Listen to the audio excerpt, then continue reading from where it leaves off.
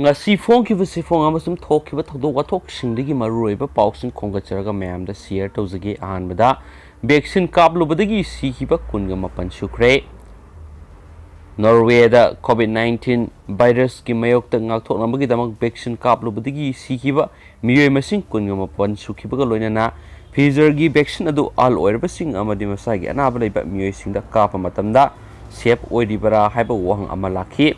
Norway da nauna miyoi taruk sikibaga loinana punna sikiba miyoi masing asi kunga mapan sukibani haidiba miyoi sing adu masagi sei humdraga mangadagi marfu fawagi manungda leiba miyoi sing haina launari karamba matamda miyoi sing adu sikibano haibigi asingba khangba ngamdrabasu Norway da miyoi lising nipuga nithoi da vaccine dose kapki ayambana risk yamna leiraba ahal oiraba yauna miyoi kyada hana kapkibani hairi Pfizer and Biotech na puthokpa vaccine Kaktang Norway da fangli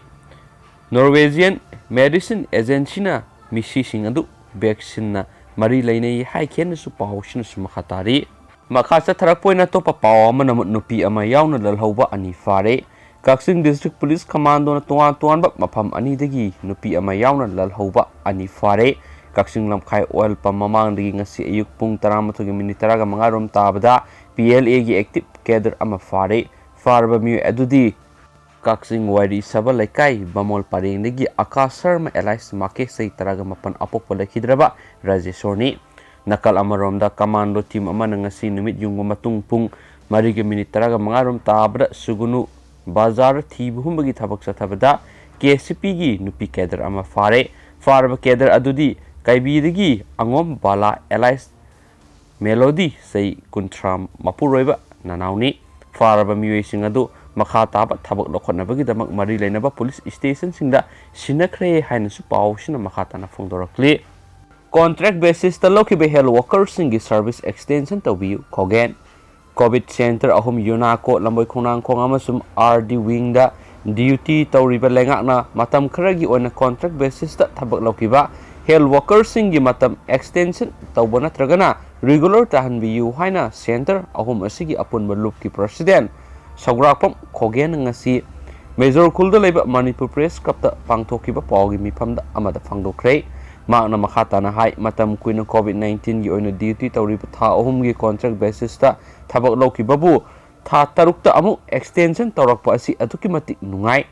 health service ki makhada miyam gi damak thawai haksang yauna makhatana seba tawjakhige lengana miyeng sangbiyo haiki loinana COVID-19 na horakpadigi government asigi damak sirabasu yare haiduna thawai haksang yauna laina asidagi kanana bo khona kiba anaba singa sagonana laireklabasingbu makhatana thabak tawba phanganbiyo COVID-19 na loikrabasu atopada sizinaduna thabak makha tawhanbiyo paliba government asina workers sing asibu nungsibiduna regular tarakpa natragana extension tarokani haina thajai hairi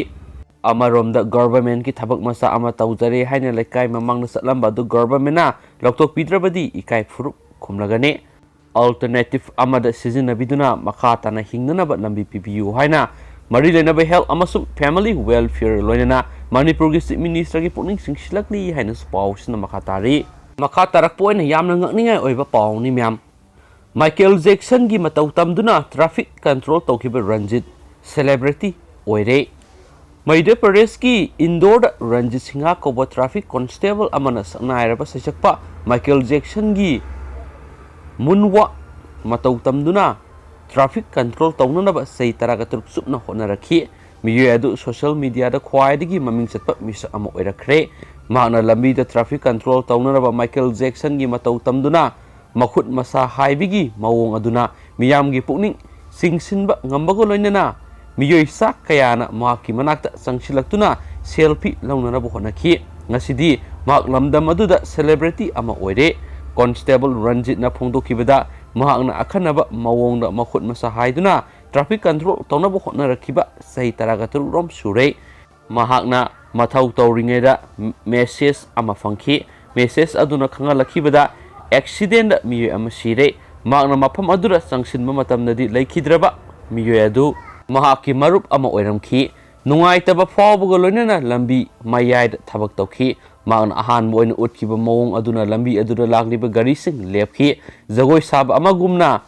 munwak tawduna traffic control tawbagi mawong adubu maki mathak thongba officer singna thagatpa phongdokhiba laikhre jagoi saba pamlabasu lairabana maram oiraga mak jagoi saba ngamkhide ngasidi makna traffic police ama oine jagoi saduna hena phaba mawongna traffic control tawnanaba hotnai haikhen su pawsina su makhatari atopa pawamana Gujarat lamkoiba manga irakna duna sire yamna nuaitaba thawdo amane mayam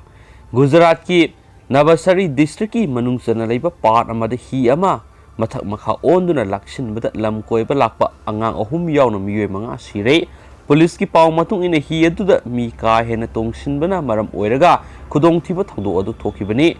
thokiba thawdo aduda atopa miyoi taraga manga su asu apanangki Sikhali police na ningthokaba numita phongdorakibada khudong thiba thawdo adu numaijing numitki numidang wairamda thokibani part adugi soldara Eco Point Yorakpada hi adu lakshin kibani lam koiba lakpa miyoi sing aduna hi adu tonghonaba thomjin narakpaga loinana khudong thiba thawdo adu thokibani fire department gi personnel singna mafam aduda thomjilaktuna mi kanmagi thabak chatakhi maduda miyoi mangagi asi baksam nokhat pangam khi haidi laikhidraba miyoi sing adu sai ama makhaidagi sahi kunthra phawgi manungda leiba miyoi singni asokpa sing adu manak nakpa hospital laikanana papukat khre hairi su pawsina su makata na phongdorakli atopa pawamana Arunachal gi ngamkhai manungda sinana khungung ama sengbalakle Arunachal Pradesh ki lamkhai manungda sinana anobu khungung ama sengbalakle satellite image ta anobu khungung adu ubuga loinana mafam aduda yumsamaga ama leiba ure mamang sahigi November amada hawkiba satellite image adu export kayana nainabaga loinana mafam aduda lairiba yum masing sing sapsana khangdok phangamkhre hairiba yum sing adu yenaba lairiba India amasum sinagi lamkhai paringdagi Arunachal Pradesh romda kilometer 4.5 sangsilaga semgalakibani hairiba khungang adu Arunachal gi upper Subansiri district ki manungsana leiba Sarisu tutorial gi torban sengbatpani hainus pawsna makhatari losilak poina pawng tang mayamda share tawjaramge Handaki exam ki syllabus pikhale Handaki sai English ingani kunga mathoida pangthokadaba board examination sing revise tawraba syllabus ta yumpham oiraga pangthokani amadi hangadoriba wang sing revise tawduna hantahalaba syllabus adudagi oigani haina Kendriya Vidyalaya gi mahairoi sing amadi oja singna punna pangthokiba live webinar amada education gi thabak pubu union minister Ramesh Pokhriyal Nishikantana phongdokre hainasu pawmana makhatana su phongdorakli amasum education minister na high board examination singdatana engineering entrance test JEE main 2021 amasum medical entrance test NEET 2021 su hanadagi handhalaba syllabus ta impham oiraga pangthokani hainasu pawsina makhatana su phongdorakli amasum samna CBSE hairga khangnariba Central Board of Secondary Education yauna education board sing amadi tongan state singi board singna class 10 amasum 12 ki syllabus sing covid pandemic manungda mairoi singna thengnariba phibam yenglaga amuk khaktama pangthokadaba thawong oina syllabus sing hanhan khrabani hainasu pawsina makhatana su phongdoraklen thank you